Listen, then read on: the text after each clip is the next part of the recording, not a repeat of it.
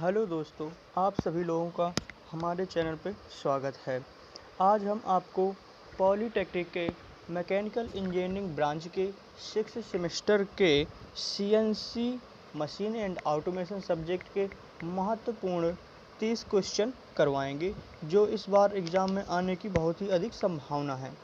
तो आइए मैं समय ना नष्ट करते हुए आप सही लोगों को उन क्वेश्चनों की ओर ले चलता हूँ, जिनमें आप देख रहे हैं कि पहला क्वेश्चन है, पंच टेप रीडर होता है। हम लोग सभी जानते हैं कि पंच टेप रीडर 3 प्रकार के होते हैं। पहला होता है मैकेनिकल टेप रीडर, जिसे हम यांत्रिक टेप रीडर कहते हैं। दूसरा होता है फेनोमेटिक टेप रीडर, जिसे हम वायवीय टेप रीडर कहते हैं। और तीसरा टेप रीडर होता है ऑप्टिकल टेप रीडर, जिसे हम ऑप्टिकल टेप रीडर कहते हैं। अर्थात हमारा इसमें सभी हो जाएगा, अर्थात हमारा यांत्रिक टेप रीडर, वायवीय tape reader, optical tape reader तीनों होते हैं, इसलिए हमारा सभी सही है। सेकेंड नंबर आता है कि डेटा बफर क्या होता है। डेटा बफर हमारा जो है तो अस्थायी मेमोरी होती है, जिसमें पंच टेप पर पढ़ने के पश्चात अस्थायी मेमोरी में डेटा बफर होता है। आइए अगले क्वेश्चन पे। प्रोसेसर किसका अंग होता है। अर्थात हम सभी जानते हैं कि जिस प्रकार कंप्यूटर में सीपीयू होता है, जिसमें हमारा डाटा पूरा कंट्रोल होता है, प्रोसेस होता है, स्टोर होता है, इसी प्रकार हमारा इस सीएनसी मशीन में प्रोसेसर मशीन कंट्रोल यूनिट का एक अंग होता है, जिसमें जो डाटा हमारे द्वारा इंस्ट्रक्ट किया जाता है उसको वो प्रोसेस करके हमको डिस्प्ले के रूप में, आउटपुट के रूप में दे देता है। अर्थात इसमें मशीन कंट्रोल यूनिट सही है। पल्स की, अगला क्वेश्चन, पल्स की आवृत्ति बढ़ाने के लिए प्रयोग किया जाता है। आप सभी लोग जानते हैं कि पल्स की आवृत्ति बढ़ाने के लिए एक्चुएटर का प्रयोग किया जाता है। चलिए आइए अगले क्वेश्चन में। ये जो हमारा पल्स की आवृत्ति बढ़ाने वाला क्वेश्चन है, ये हमारा बहुत ही इम्पोर्टेंट क्वेश्चन है। इसमें हम बहुत इम्पोर्टेंट इसलिए इसे याद रखें। अगला क्वेश्चन है, कौन सा चरण एनसी प्रोसेस के लिए सही नहीं है। आइए दोस्तों अगला क्वेश्चन देखते हैं हम। अगला क्वेश्चन 5वां नंबर है हमारा कि कौन सा चरण एनसी प्रोसेस के लिए सही है। अर्थात जैसे हम इसमें लिखा हुआ है एनसी प्रोसेस, अर्थात एनसी का जो इंग्लिश से फुल फॉर्म होता है न्यूमेरिक कंट्रोल होता है, जिसे हम हिंदी में संख्यात्मक नियंत्रण कहते हैं। इसमें जो है तो इसने पूछा है कि सही प्रोसेस क्या होता है। तो इसमें जो है तो जो चौथा वाला है, उसमें पहले प्रक्रम आयोजन किया जाता है, फिर पार्ट प्रोसेसिंग की जाती है, तत्पश्चात टेप की तैयारी की जाती है, अंत में हमारा उत्पादन होता है। अर्थात हमारा डी नंबर सही है। ऊपर के तीनों देखा जाए तो पहले में उत्पादन पहले वो सबसे आगे दिया हुआ है, जो हमारा हो नहीं सकता है। और तीसरा जो टेप की तैयारी भी हमारा वाल नहीं हो सकता है, अर्थात 2 गलत हो गए। तीसरा पार्ट प्रोग्रामिंग हम लोग सेकेंड नंबर पे करते हैं, जब हमारा प्रक्रम आयोजन पूरा तय हो जाता है, इसके पश्चात हम पार्ट प्रोग्रामिंग करते हैं। अर्थात हमारा आंसर डी नंबर सही है। चलिए अगले क्वेश्चन पे आते हैं, क्वेश्चन नंबर 6 पे।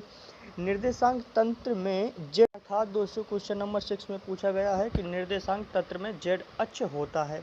इसमें हम सभी लोग जानते हैं कि जेड अक्ष हमारी मुख्य स्पेंडल के अक्ष के समान होता है। अगला क्वेश्चन 7वां नंबर, इसमें पूछा गया है कि एक्स अक्ष होता है। एक्स अक्ष हमारा जो है तो क्षैतिज एवं मेज के समांतर होता है। इसके पश्चात आता है 8वां क्वेश्चन कि वाई अक्ष के समांतर होता है। तो वाई अक्ष के समांतर हमारा वाई अक्ष के समांतर भी होता है और जेड अक्ष के समांतर भी होता है। चूँकि एक्स के सापेक्ष होता है, इसलिए वाई और जेड के दोनों समांतर, अर्थात बी और सी हमारे दोनों सही होंगे। एक्स, अगला क्वेश्चन है 9वां नंबर, एक्स अक्ष होता है। एक्स अक्ष जैसा कि हम पहले ऊपर भी देख चुके हैं कि क्षैतिज एवं मेज कार के समांतर होता है। अगले क्वेश्चन पे आते हैं, हमारा 10वां नंबर, जो बहुत ही इम्पोर्टेंट क्वेश्चन है। इस क्वेश्चन की ओर देखते हैं। स्लाइड की गति को निर्धारित करते हैं।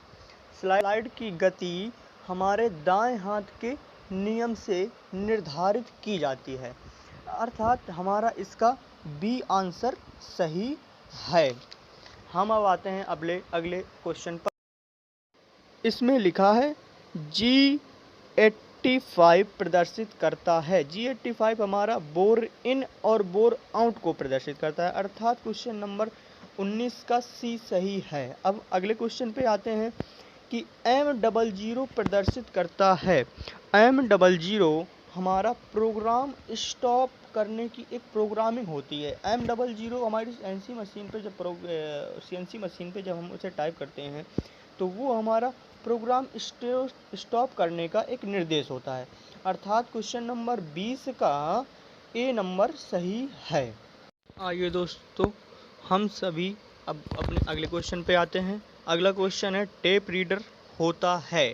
टेप रीडर हमारा आप सभी लोग जानते हैं कि एक इलेक्ट्रोमैग्नेटिक उपकरण होता है, अर्थात इसका हमारा सी सही है।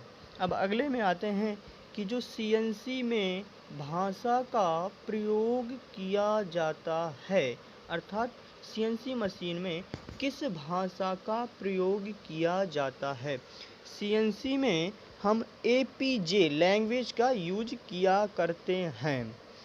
आइए, अर्थात इसका सी नंबर सही है। आइए हम अगले क्वेश्चन पे आते हैं। अगला क्वेश्चन है कि परफॉर्मेंस इंडेक्स होता है। हमसे परफॉर्मेंस इंडेक्स का इसने फार्मूला पूछा है। परफॉर्मेंस इंडेक्स का फार्मूला हमारा होता है MRR/TWR, अर्थात क्वेश्चन नंबर 4 का बी सही है। हम आते हैं अगले क्वेश्चन पे।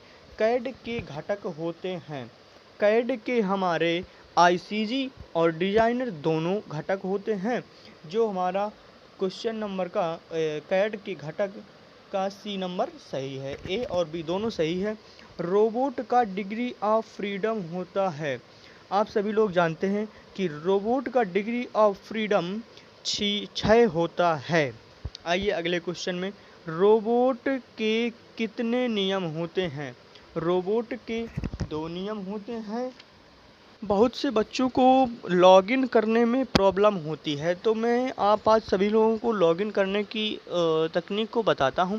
आप लोग यूराइस से मत जाया करिए। यूराइस से जाने पर आपको जो हो तो बहुत टाइम लग जाता है। आप लोग क्या करिए कि जो आपके मेल में मैसेज आया था, URL आया है, उसमें एक लिंक दी हुई है। आप सीधा अपने मेल में जाइए और उस लिंक का इस्तेमाल करिए और सीधे एग्ज़ाम पर पहुंच जाइए।